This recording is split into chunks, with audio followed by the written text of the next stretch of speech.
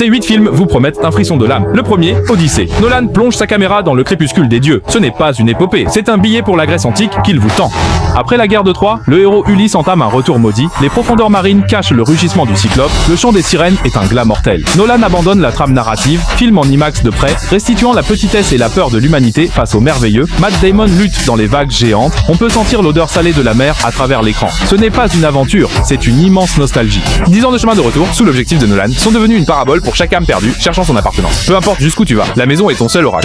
Stand between me and home. Only the gods.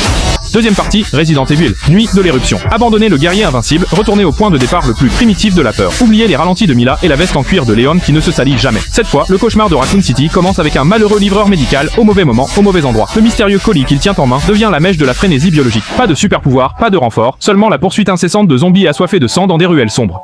Le réalisateur refuse de reproduire le jeu et crée une nouvelle intrigue dans la chronologie de Resident Evil 2. Les scènes familières sont toujours là, mais la fin reste inconnue. Ce suspense se serre la gorge comme une corde. Il pose une question ultime. Face à une immense catastrophe biologique, jusqu'où la volonté de survie d'une personne ordinaire peut-elle aller ?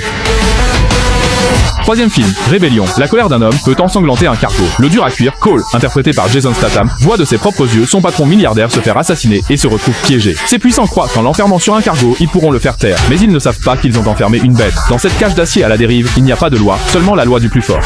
Avec une corde, un conteneur et même une chaîne, Cole a accompli une vengeance ultime, mêlant violence et ruse. La caméra ne détourne pas le regard des éclaboussures de sang, des os qui se brisent, chaque coup puissant crie pour les opprimés. Quand l'ordre n'est que mensonge, le point devient la seule vérité. Quand une personne n'a plus rien à perdre, elle devient invincible.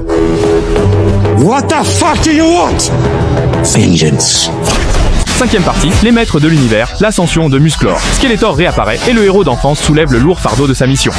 Apparaît Musclor. Cette incantation suffit à réveiller les souvenirs d'enfance d'une génération. Le prince Adam brandit à nouveau l'épée magique, se transformant en Musclor, le héros le plus fort de l'univers. Skeletor tente de dévorer Eternia. Le réalisateur est Travis Knight, connu pour Bumblebee, qui excelle à insuffler de l'émotion chaleureuse dans des effets spéciaux froids. Au-delà du choc entre muscles et magie, c'est l'histoire d'un garçon devenant roi. Ce que He-Man doit vraiment affronter, ce n'est pas les armées innombrables de Skeletor, mais comment ne pas se perdre lui-même, en obtenant le pouvoir divin. Si la force perd son intention de protection, elle n'est pas différente du démon devant lui.